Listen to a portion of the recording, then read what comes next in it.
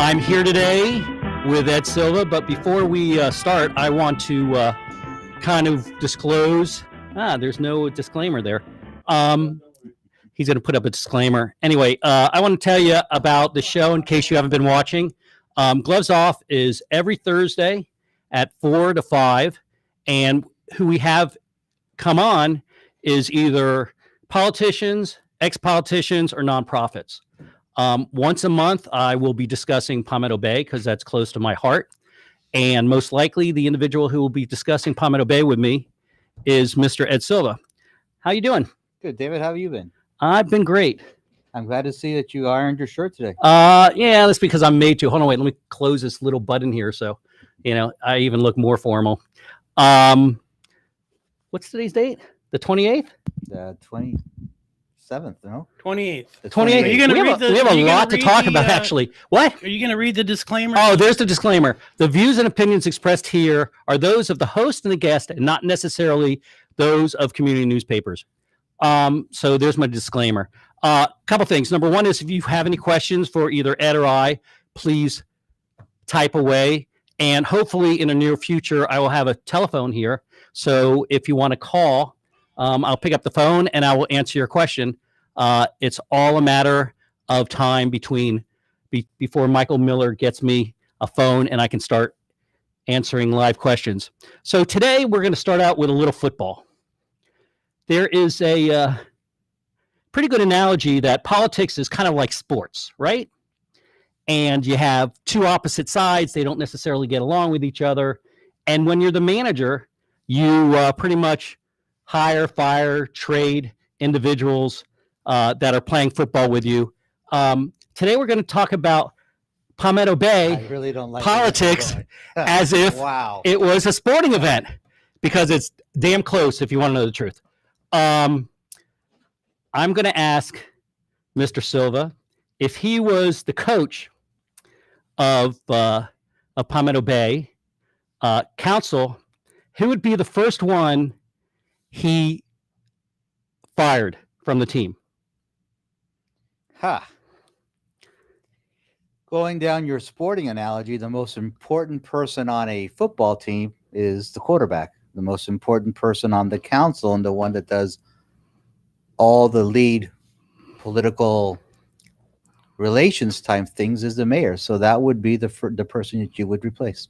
So can you give me any reasons that Karen Cunningham would be your first to be replaced? Oh, no, I'm just using your analogy. Oh, no. Here we are. We are comparing Palmetto Bay politics with a sporting event.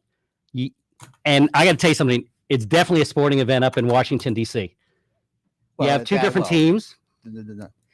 Politics in general, nationally, state, and local have actually become a political zoo. It's political theater. It's more than anything else. I think that honesty has left the room. I think it's left the room on a national stage. I think it's left the room at the village of Palmetto Bay. I can give you a plethora of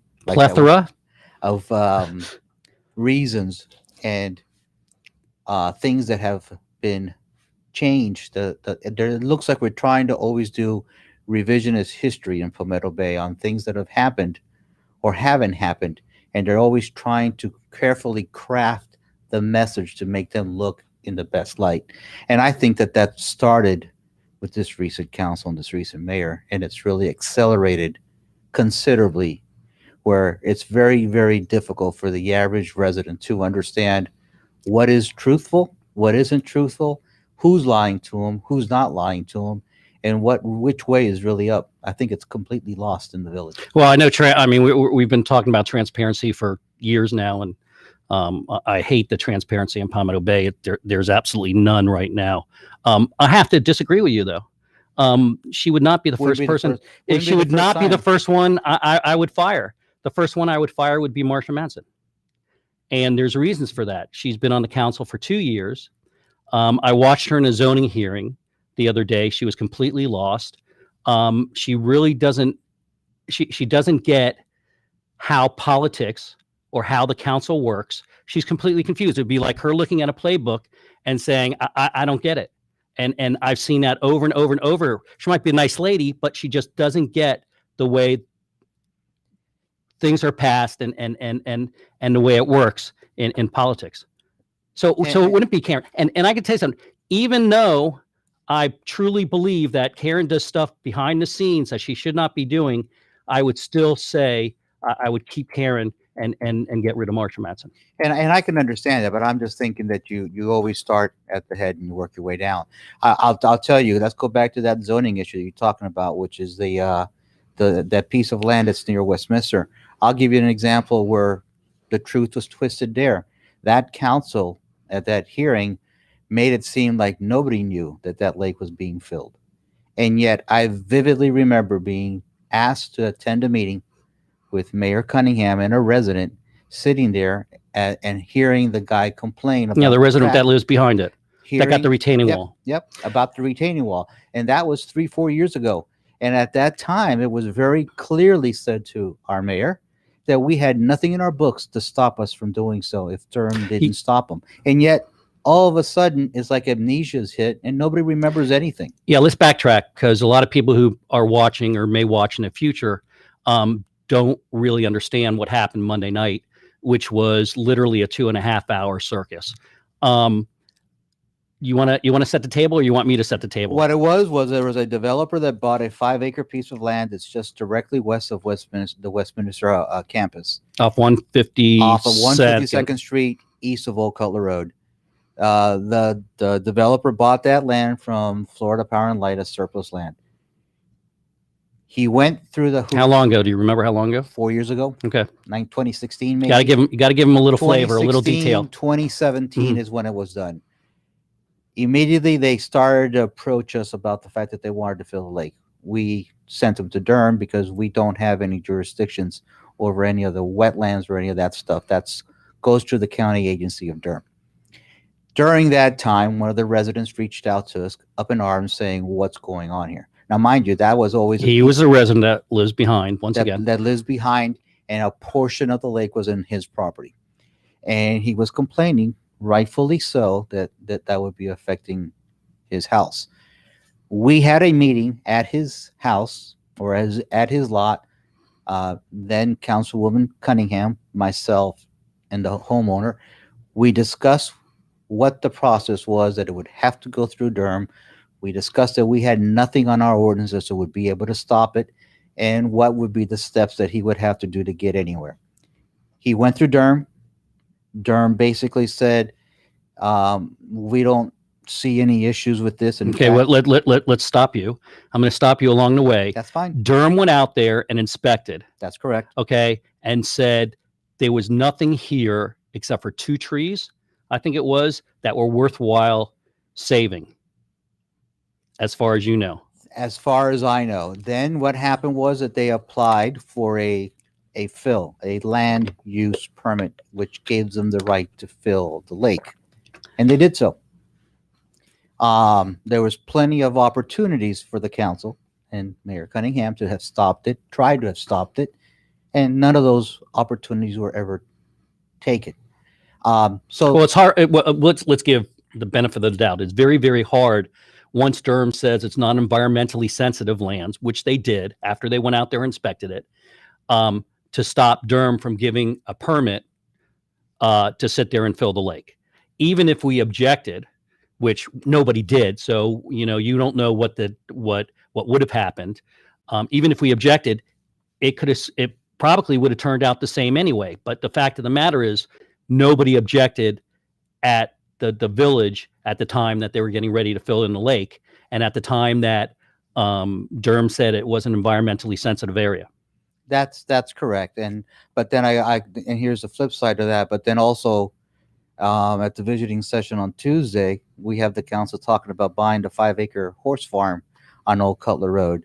There could have been an ample opportunity for our village to pursue or look at the potential of buying this land and trying to stop it from being developed. Correct, because there's literally there may be only 2 or 3 pieces of property left in Palmetto Bay, basically, to develop after this 1 One is the horse farm off Old Cutler Road, FP&L property, and I think there's one other one off Old Cutler Road and like 178th, somewhere in that area. But I don't think there's any place else to really develop unless they start talking about developing the 22 acres, which is impossible as far as I'm concerned. Should never happen. Oh, the 22 acres. Now let's give some history of the at the Palmetto Bay Village Let's Center. stop. Let's Go back to that. So anyway, let's stay on. So then the developer starts down the process of having the meetings to see what could be developed and what cannot be developed, and they put in an application. I'd say 2 years ago, 3 years ago, to try to get developed. They've had a series of deferrals. COVID deferred it, so now it came in front of the council on Monday night. And on Monday night, amnesia hit, and a lot of this history seemed to be relevantly new to this council and to this mayor. And all of a sudden, they forgot about everything that had happened in the history on it, and they're trying to revise it to make it seem like they have no idea that any of this has happened. But they were, the members of that council knew. Well, there's a couple of things. Okay, so it's right now it's zoned for environmentally sensitive, which the attorney, rightfully so, came back during that meeting, the 2.5-hour meeting, and said it's not environmentally sensitive. They said it wasn't Durham said it wasn't environmentally sensitive, so it has the wrong zone. It has the absolute wrong zoning on it. Yeah, it's okay. There was two interesting things that came out on Monday that I took out on Monday and listening to the village attorney. The very first one is that the land size is based on gross acreage and not on net acreage. That's setting the boundaries, and this is why I think that's an important statement that was said. Let's go down the road a little bit, down east. You got the Florida Power and Light parcel that's going to be going in front of that council, where they're trying to tie that developer to net land and not gross, and yet here you are, less than a block away, where they're actually saying it's actually the opposite. You base it on gross. Oh, no. They came out. They absolutely came out. Yeah, no. They came out absolutely and said the way things have been done, the way things have been zoned in the past have been done by gross acreage, not net acreage. And probably the people that are watching this have no idea what the difference is. But the difference is huge, actually. The gross acreage is done basically taking the road into consideration, property lines inclusive of all right-of-ways. Right-of-ways. And that's on this piece of land. The net was 4.16, I believe, and the gross is a little bit over 5. So that's about an acre. But on the Florida Power and Light, the difference is about 17 acres of difference between net and gross. So let's go back to what the village attorney said, because it was very interesting. Unfortunately, he waited until about an hour and a half into the meeting to make his point about the legality of what they were voting on. Number one is they can't stop they cannot reject the zoning from environmentally sensitive, because Durham's come back and said it's not environmentally sensitive.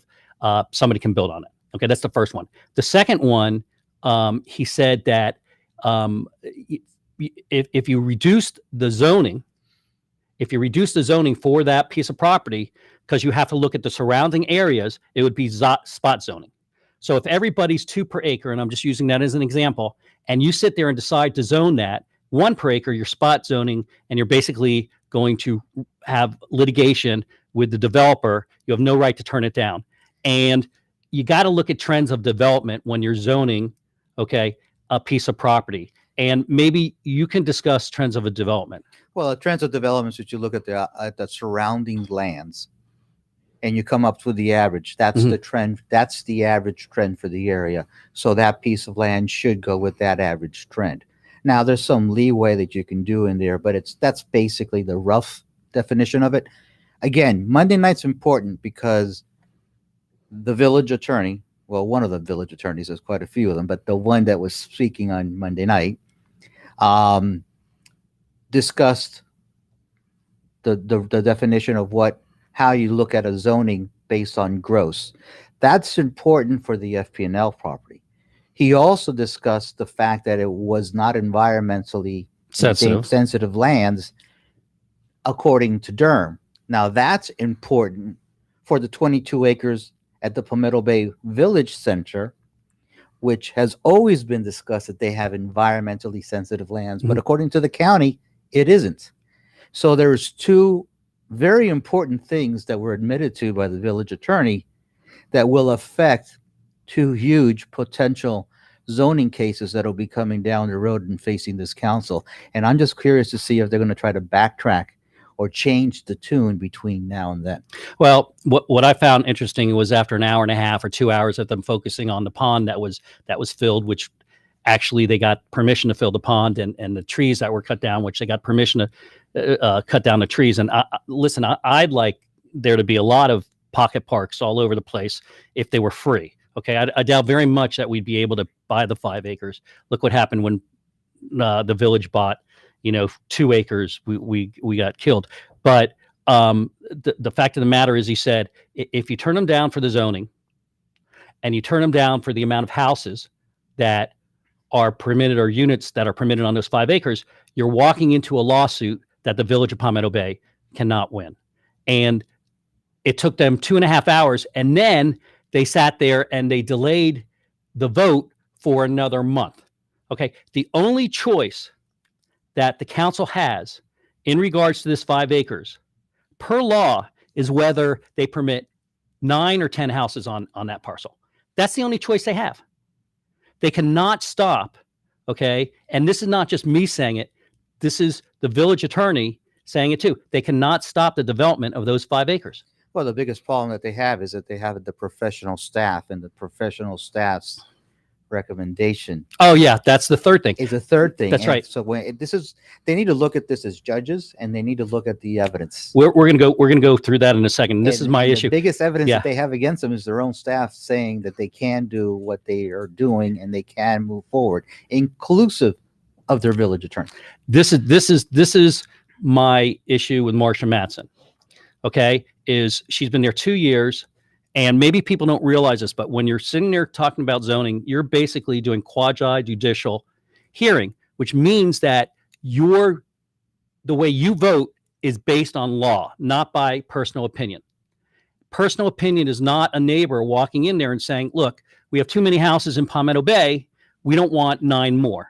That is not the way you make a decision in a quasi judicial hearing. Okay, what you have to do is you have to look at the evidence, you have to look at the law, and that's the way you vote, not on personal feelings. Because of personal feelings, I don't want more houses or more cars, but you cannot sit up there as a council person, okay, and not look at the law and what your responsibility is to the law. And that's my problem with some of the dialogue that was going on during that zoning hearing. And by the way, I noticed there was somebody, Eric. Yes, I did. I did. We both got beaten in the November 2020 election, and that's why I got my own talk show. So I'm very happy. Just to let you know, I got no problems with Eric. I'm glad you made reference to it. I was going to make reference to It's okay. It's all good. We're still residents, and we still have a right. That's right. To voice our And opinions. you should watch my talk show. I'm on every Thursday from 4 to 5. A lot of people watch it.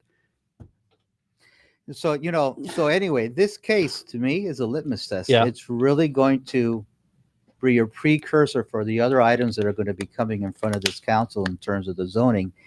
And I'm going to be very curious to see it.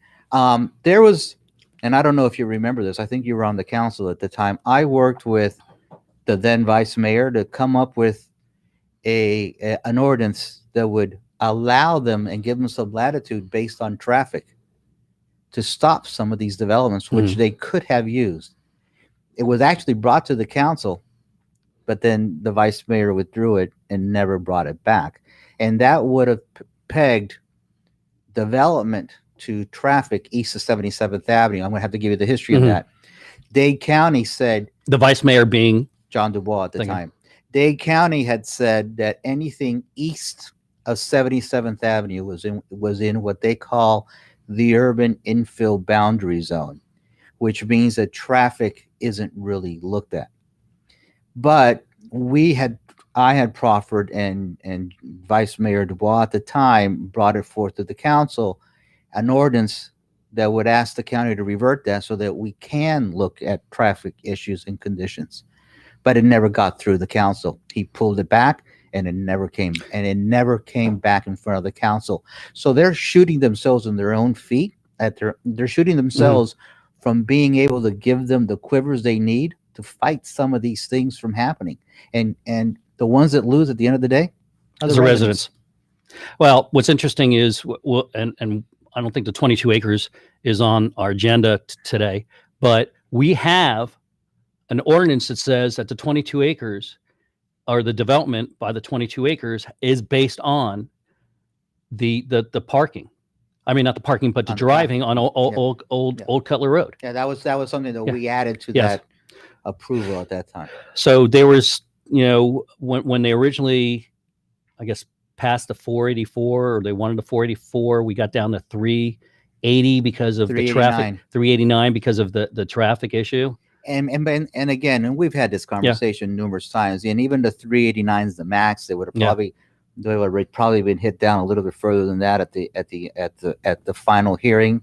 But that they have a right to develop. Every landowner has a right to develop. The question is, how can you convince these people to develop in a way that's beneficial to the village and doesn't harm our overall quality of life? And one of the best ways that you can do it on zoning is by pegging it to traffic. And here you are, we had an ordinance that was presented to the council in 2017, I would like to say, that never got anywhere because the council just didn't, the vice mayor at the time withdrew it and never brought it back. And that's something that is repeated constantly with these councils. And they can protect us better, but they just simply haven't. Yeah, I'm sorry. I'm looking at some of the comments here. I want to say hello to certain people. Kelly, hi. George, how you doing? Look, Miami Community Newspapers actually said say hello to them. So we've gone through the 10 acres. They're going to have to, the 5 acres. They're going to have to sit there, and they will have to approve it. There will be probably 9 homes there. If not, there's going to be litigation, and this is a village of, instead of a village of parks, I've always said this is like a village of litigation.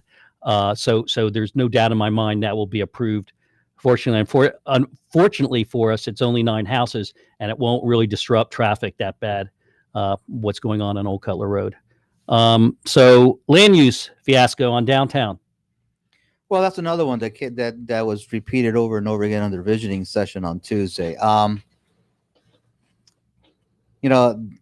I hate to do this, but I got nothing to lose, so I'm just going to lay it out there. I mean, you hear Councilmember Fiore talking about the fact that this whole downtown thing was something that dropped into his lap his second time around. Not quite true. He was there the first time around when it was being worked on, when there was when there was a task force that was developing this. He was there. The fact that we even added incentives into the code the first time around was because he thought nobody would ever want to invest in that area of our downtown, and he didn't know of any other way to get him to go there unless we did incentives. So it's really interesting to me to see how revisionist history is happening over and over and over again in our village. Councilwoman Marsha Madsen worked in the original charrette for the downtown area that called for, are you ready for this? The community center, exactly where you bought the land. I didn't buy the land. Exactly where the council voted to purchase the land. To purchase the land is exactly where that charter committee, that charrette looked at for a place for the community center. And the people on the charrette were Bev Gerald and all the of group. a sudden, all of a sudden, because of political reasons. There you go. It's all political game. That's the whole point. It's all going back to what I said at the beginning. It's political theater. It's not about the residents. It's about political theater and rewarding your friends, but not helping out the village. So why do you consider it a fiasco? I mean, the fiasco's done right now, right? So you had 3,000 available units that you could build now, or something like that. Now you have 6,500 available units to build. We're at, what are we at? 1,500 right now with the new development going on, maybe 1,200 somewhere in there. So you got a lot more apartments that are going to be developed in that area. I particularly don't think the zoning was done correctly. I think I've said this numerous times. I think townhouses would have been great there. Assisted living facility would have been great there. They just gave them no incentives at all to do any of that. Retail would have been great there. No incentives for retail. Basically, what they did was they just took that whole area and they said, okay, we're going to let you guys just build apartments here.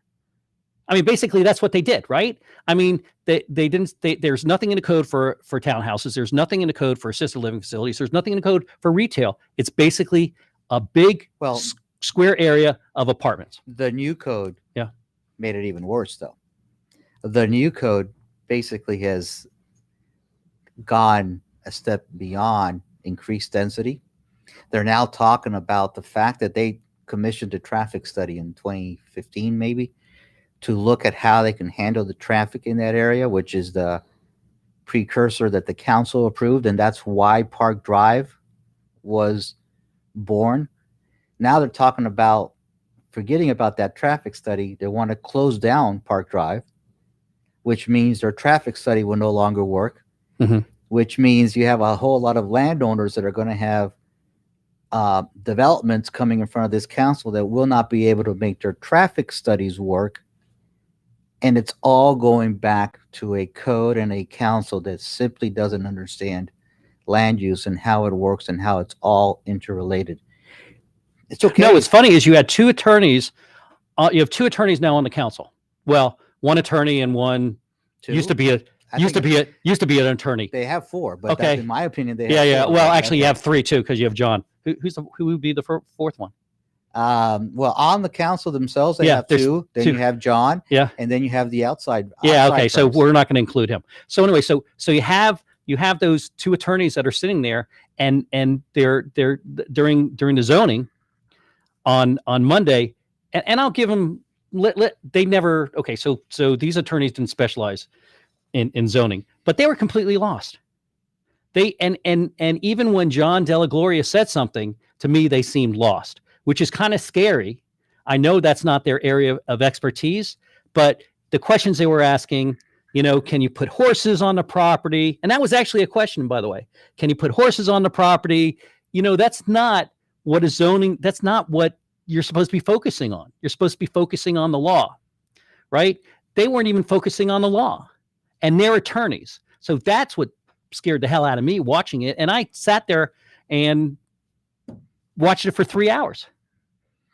You have more patience than I do. Yeah, I still am very interested in what's going on. So, I just see the downtown going down a rabbit hole that's not going to be able to be fixed. I see them having issues. Everything that they've been afraid of and everything that they've politicized against a suburban center there is exactly what's going to come home to roost. Not because of the way it was written, but because of the actions that they're doing now. By closing down a reliever road to Franjo Road, you're adding more traffic to Franjo into that whole triangle area. Where do you think those cars are going to try to go now they don't have a reliever road? They're going to go east into our community and actually hurt the people that live in the residential area around that park. What do you think is going to happen with the fact that you're going to have developers that have land that they can't, that has rights to zoning, but you have a landlocked, a comprehensive plan that doesn't allow them to do it? That's litigation down the road. They said it on the council. They said it. Vice Mayor Dubois said it. We understand that we're going to have to modify this in the future, but for right now, it sounds great that we're capping the unit counts. But but that's just PR. I mean, they were mentioning they were mentioning the other day that they want to start a PR division. We have, first of all, Palmetto Bay has no money. Okay, let's Palmetto Bay is in terrible financial condition. Okay, when you're sitting there and you have when you're sitting there and you had a deficit last year of what, 800,000? It was 800,000. 800,000, and you're expecting a $2 million deficit this year and a $2 million deficit next year, and you had $11 million in reserves. Now you're down to a $6 million, if my math's correct, a $6 million reserves. We don't have any money. Okay, they were talking about having a PR department to sit there and make themselves look better to the residents of Palmetto Bay. Residents don't want a PR department. Residents want to know the truth and they want transparency. This is just fundamentally what's been going on in this village for the past 2 years, okay, because it's all pomp and circumstance. Residents like me, I don't want pomp and circumstance. I want to know the truth. I want you to be fiscally conservative, and I want the village to enact some realistic zoning laws, okay, so we're not overbuilt in a DUV area. And they're failing on all 3 accounts. Yes. That's it. I mean, it's as easy. That's my diatribe. I mean, I don't know. Yes, Okay. yes, that's true. And I'll take it a step further. The one thing that I did hear a little bit of the visioning session, not a lot, but I did hear ahead in the background. And one of the things that I consistently heard from the council was, we need to find ways to raise revenues.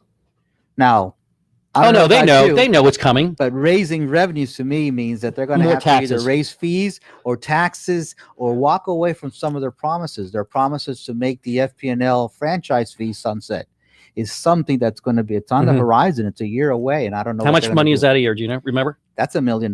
Okay, so that would be another $1 million in all. Okay, now I'll give you another one. Oh, but they probably wait. First of all, the council voted on sunsetting them, They did. the fees, right? Yep. So the council can come back and say, "Ha, tricked you. We're not sunsetting the FP&L." Well, they won't. But they've listen. At least I could say, listen, we ran into issues and we can't do it. Yeah. They're going to basically try to figure out a way to cast that blame somewhere else and say it's not our fault that we have to walk away from our promises, but it is their fault. But it was passed, and Patrick Fiore passed it that said we're sunsetting this FP&L in 2 years. Mhm. Okay, I will make you $100 bet as we sit here today that is not sunsetted in 2 years and given and the No, residents. I'll give you another one. The grant for the freebie, which is that golf cart that runs around, whether you like it or don't like it, but the fact that it's there, Mhm. the freebie, which is 50% paid for in a grant, it's on the agenda for the next meeting, which is next week. They're getting the last payment of the grant. So in a year, they're either going to have to figure out another way to subsidize Mhm. the freebie, or they're going to have to walk away from that as well, because where are they going to get that money? Well, there's only one person allowed on a freebie anyway every day during the COVID. But okay, so let's quantify this. Okay, the freebie, we get $250,000 from the county, or is it the state? 225. It's Two- 175 for the freebie and 50,000 for the use of a portion of Palmetto Bay Park. Okay, as a so parking right. We'll have to add, if the village wants to continue the freebie, they'll have to pick up another That $225,000 is correct. of residents' money Yep. for the freebie. Yep. Mhm. So and together the freebies 500,000. It's a 50-50 match, so it's $450,000 a year. Hey, David, how you doing? The freebie is horrible. They don't work on Sundays. That's when most people use it for the parks. Okay. Hey, Jill, I don't want any more taxes and getting less services. Well, it looks like that's the way they're heading. Bob Bizzelli, it's not their money to spend. I don't know what to tell you. I was always a fiscally conservative person on the council. I think I voted against the budget maybe 2 years in a row, the last 2 years, because I saw what was coming down the pipe. They apparently don't have any money at home, so they decide to spend money, residents' money. I don't know what to tell you. Look, I think that the councils mean well. I just think that some of them don't quite understand, and I'll go to your point. Some of them don't quite understand how government works, and there's a must-do list and there's a want-to-do list. One of the things that I heard at the visioning session, again, from your opponent, was that there was lies done during the election season on the fact that they wanted to cut back on police services. No, it wasn't lies. It was true. It was done during the summertime when they were talking about the budget. There was a budget that was put together that would be cutting back police officers. I haven't seen Well, they de facto cut back police officers, which residents don't know because they've never hired How- the two that were on the budget. So residents think that they have the same amount of police officers as they had last year. They don't have that because they're missing 2 officers that as far as I know, they've never filled their spots. You just stole my So, thunder. so I'm sorry, I didn't mean to steal your thunder. So the problem is that Karen Cunningham got her way, right? The expense of the police officers are going to go down because they're not filling in 2 jobs at each police officer about 150,000. That's correct. Okay, on the budget. So she's saving $300,000 right there, but she's not doing what the residents want. Well, there's another one that just that just retired as well. So I'm just wondering how long it's going to take for us to get back to a full force again, so that we can have our regular patrols, so that we can ensure that we keep our community as safe. And look, we have a great police staff. We do wonders with what we have, because our crime rate has consistently been reduced, and they're very, very good at reacting to everything. But we are continuously asking them to do more with less. Oh no, And I think the police officers are top notch. And there's only so far you can go. And the fact that we haven't hired those positions that I'm aware of, maybe they have, but I think if we would have hired them, we would have had some sort of ceremony, or they would have been trotted out in front of the council in one of the hearings, and we haven't seen that. Well, it's a great way to it's circumvent the concerning. budget, right? It's a great way to circumvent not only the budget, but what the residents want. And the prime reason that I always say, the prime reason, if you ask the residents why they wanted to incorporate, was because they wanted to be in control of their own police department. So the residents think that we're fully staffed, but we're not actually fully staffed. As far as I know, and now, if you don't mind, I saw that that Jerry Johnson asked about the BRT versus rail. I don't know how far up that question was. Please, the pros and cons of the BRT and potential light rail scenarios. Wow, it's a long question, Jerry. The one comment that I'll give on that is, it's interesting because our councils historically voted 5-0 that we wanted a continuation of Metro Rail down to Florida City. All of a sudden, this new council has turned their backs on that, basically turned their backs on Commissioner McGee, and basically have embraced BRT. See, you and I are going to disagree on that too. I know. And you know why? You know what? But hey, we disagree. Yeah. And you know why supposed we're to going to be disagree? Two peas in the pod here. Is because the BRT can be up and running in 2 years, and it will really relieve some of the stress, hopefully, on the roads. And it's also convertible later on to some on-grade and trains. I'm aware of that, and I agree with that. But you also understand that the South Corridor really represents about 5 or 6% of the overall capacity that's coming from the south north. To Jerry's point, there has to be a comprehensive study on how we get people to move from south to north, whether it's completing the grid, whether it's looking at other avenues, or inducing our residents to use BRT, rail, or whatever system you may want to use. Whatever it is, there has to be a comprehensive plan, and it just can't be done piecemeal here, piecemeal there, because not one of those components is enough to really make that big of a change. They all are incremental, and they help.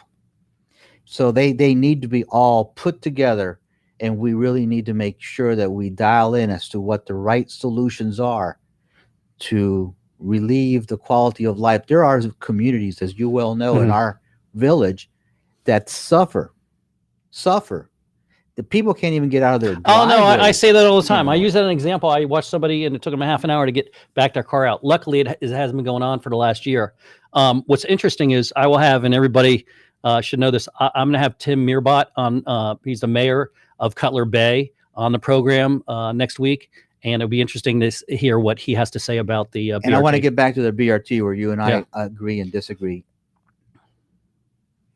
You know, BRT is coming because the county has already got the grant. And I'm pretty sure it's coming. But the problem that I have with BRT, the only upgrade that you can do from BRT now will be the light rail on grade. You cannot go from BRT to heavy rail, kind of like Metro Rail Mhm. above, because those stations will be built on grade. So either you're going to tell me that we're going to walk away from $300 million of stations in 5-10 years to go heavy rail, or we are resigning ourselves to the fact that we will have a BRT system now, and maybe somewhere down the road, Light a rail light rail on grade.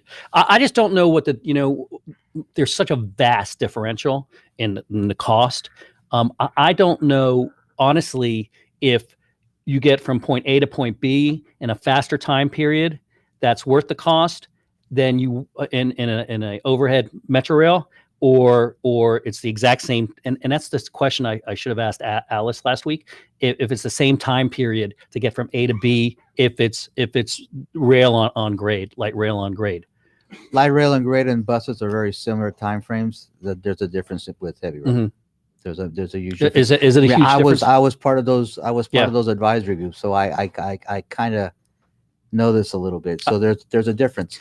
I question how much a full blown BRT system and or a light rail and grade, they both suffer from the same issue. I question how much they're going to affect east-west traffic. Because in a perfect world, when they do their perfect little computer programs and the lights switch perfectly, Well, they're going to have, from I understand, they're going to have. I understand, and Yeah. they're triggered Yes. so that you don't have those rails coming down maybe every 3 minutes, 5 minutes, whatever it's triggered at. But that's if everything's working and syncing perfectly. Once that goes off skew, you're going to have problems. You're going to have problems. Yeah, but you can say that about any technology. If it's heavy rail, you wouldn't have that issue. You're going straight over it. Okay. I mean, it doesn't matter. Yeah, I know. It doesn't matter. Listen, you and I are never going to agree with. What I want is immediate relief for the residents of South Dade, and you would not get the immediate relief if you sat there and you build a Metro Rail system down to Homestead. It's just my opinion. But you know what they say about opinions. So let's talk about insurance rates from state on windstorm. They're going up about 8% for next year. That's another one. It's not just, most of our residents understand that the most that our property taxes will go up if your homestead is 3%. It's not a major shock to the system. Mm-hmm. However, the problem that you've got is it's all incremental. You have 3% potentially coming from the county. You definitely have an increase in real estate taxes coming next year. There's may no have- way around this. That is correct from us, from the village. Yeah, from the village. You're going to have your homeowners, all the policies are going to get renewed starting in August are going to go up on average 8%. You're going to have increases to your franchise fees, because I cannot see that the village will walk away from that $1 million paycheck. There's just no way that I can see them doing so. You're potentially going to have other increases from the county side, because the county side is ramping up to do certain things that they're going to need to increase their revenues. And when you start adding them all up, you're making it harder and harder to live in South Florida. Especially if you're on a fixed income. Especially if you're on a fixed income. And that's the problem. And yes, it's just a little bit now and a little bit next year and a little bit next year. But it snowballs. I'm sorry? It snowballs. It snowballs. And you know when it's really going to come home to roost? Down the road in a few years, when you see your property value starting to decline because your tax rate's too high. And the person that's going to come in and buy that house, they're going to say, well, wait a minute. I'm not paying 2.3%, 2.3 mils on my tax rate now. Palmetto Bay is way up here.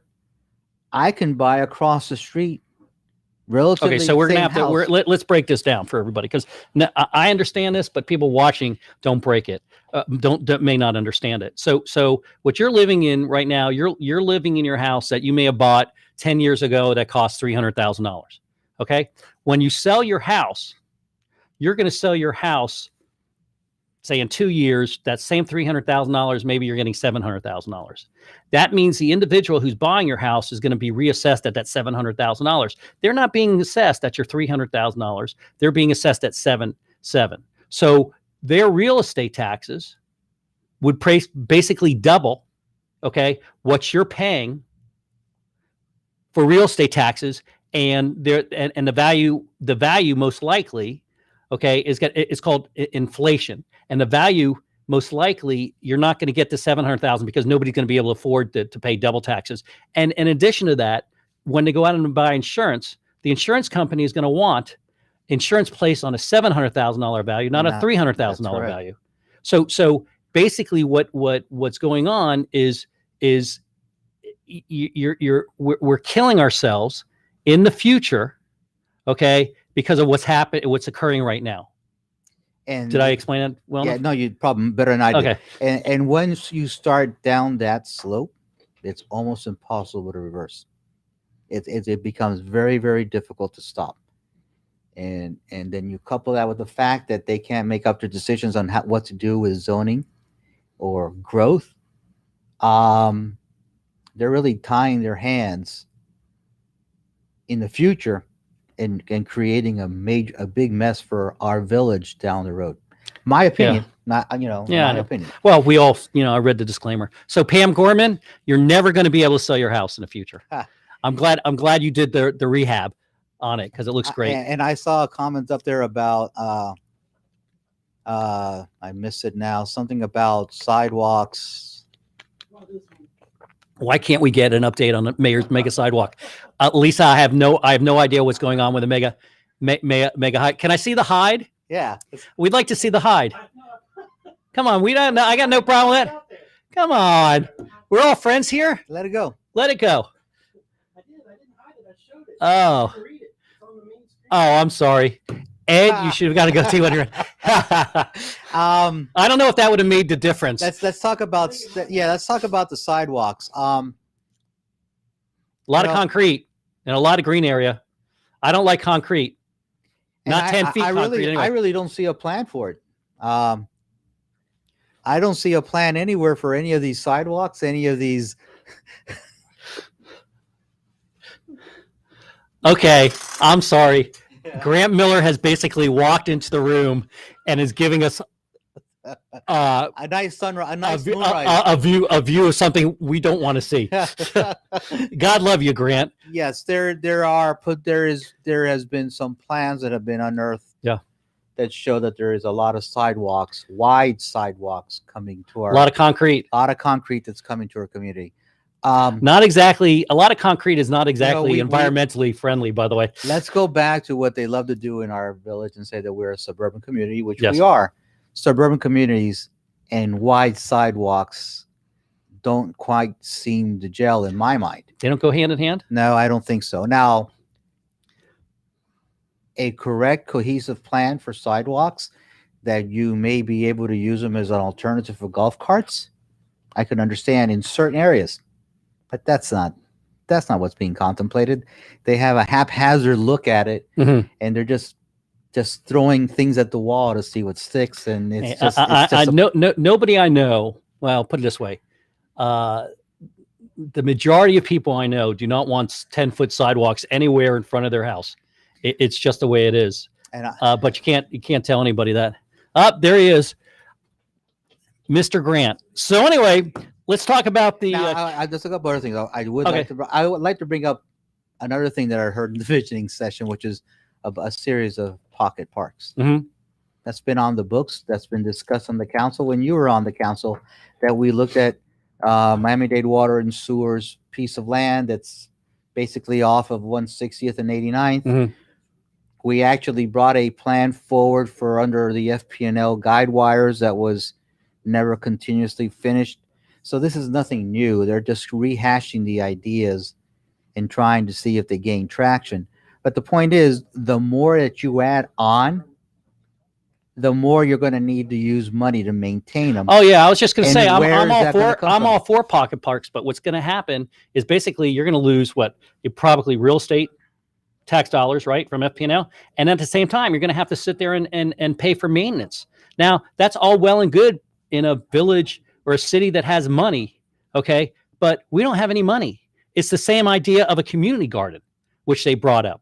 I mean, they want to sit there and fund a community garden. Do you know where that's going? Did I tell you? I have no idea where it's going. They mentioned that they might put the community garden where the community at your 0.98 acres. Oh, that's great. Now it's down to 0.98 acres. And by the way, they talked about giving a resident a community garden.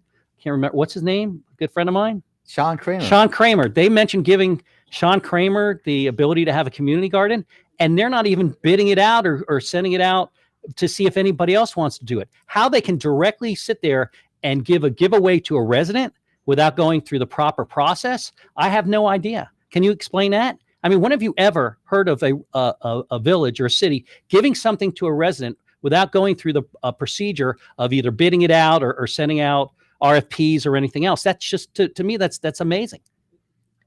I don't. Are you speechless? I don't listen. The biggest issue that I've got with that is not the fact that you're giving a giveaway to a person or a group, but what are your safeguards to ensure that it's not going to cost the village money down the road, especially when we're facing a financial crunch as we are right now. There was no safeguards talked about or contemplated. Now that we've brought this up, there might be. Oh, there absolutely will be, and there should be an RFP. But I mean, you automatically should not give this to a resident without doing an RFP because it's going to cost money.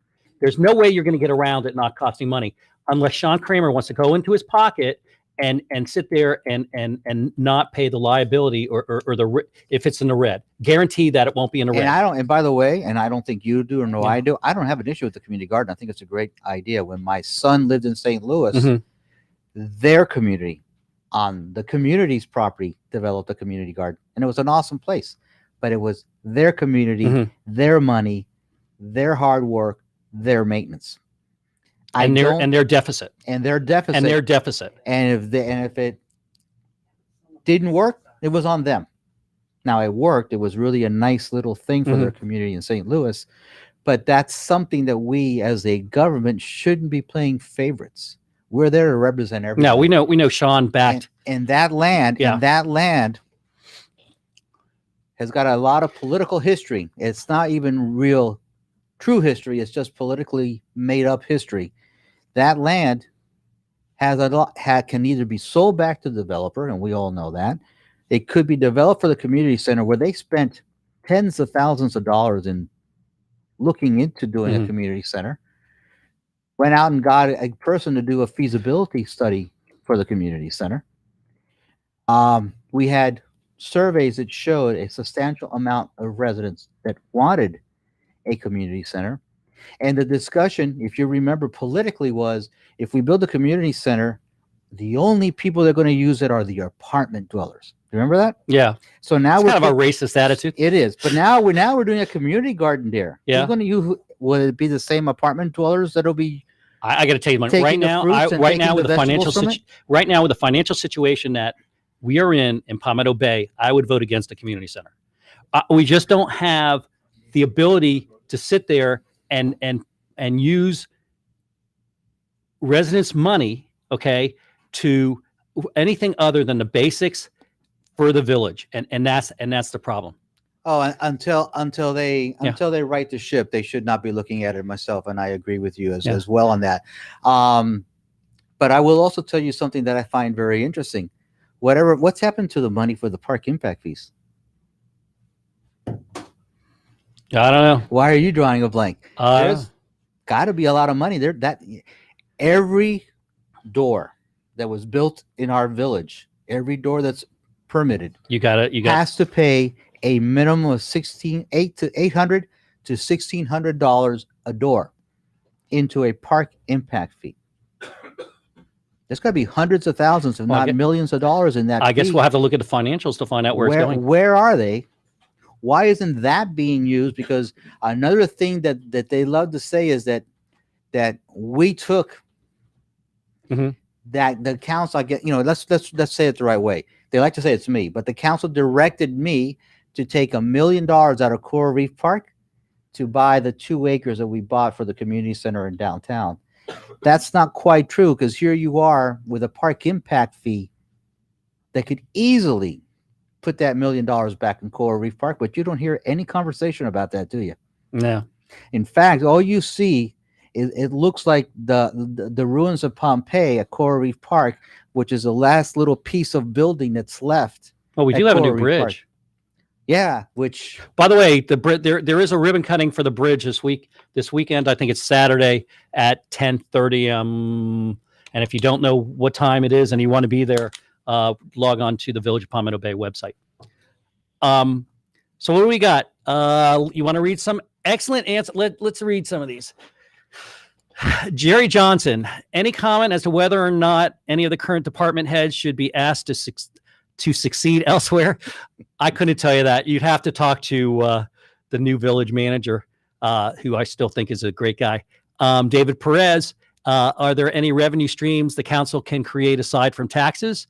Yeah, you can tax or you can bill more businesses, but we're trying to build the business up in Palmetto Bay, not defer them to, or not move them to different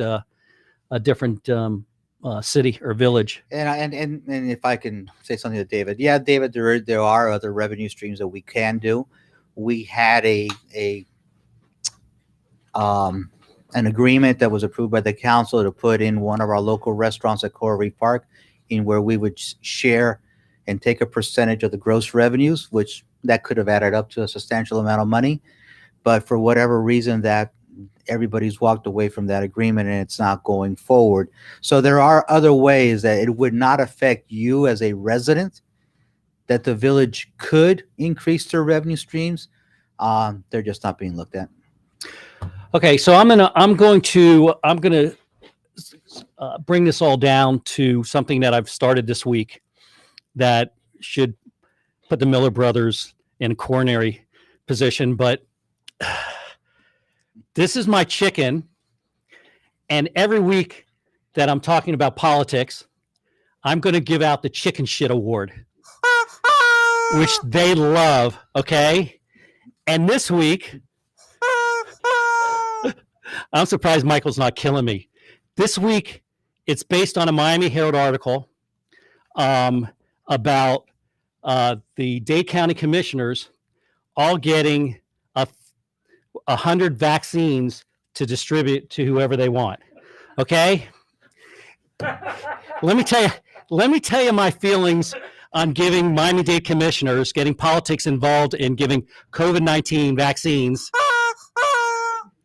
to people that gave them a lot of money, or giving them out to friends or neighbors or whatever. First of all, you should not get politics involved in giving out vaccines. I think it's absolutely horrendous. A matter of fact, 2 people that are on the council or on the commission, let's see if I can find out. I think Danielle Higgins was one of them, and I'm sorry I'm leaving somebody out, but there was another individual who said they should not be doing this, said the same thing, that it's not the place for the commission to giving out vaccines. I apologize, I don't remember this commissioner's name. Every single commissioner should be giving those vaccines back to the hospital that gave it to them, and they should be going to individuals that live in nursing homes and ALFs, or people or first responders. There's no way that any commissioner in Miami-Dade County literally should be deciding who gets a vaccine or not. It's not their place. Okay, there are protocols to follow, and that's where the protocols should go. That's my opinion, and I'm sticking with it. Anyway, or at least with the arm. Or at least with the, I haven't gotten my vaccine yet.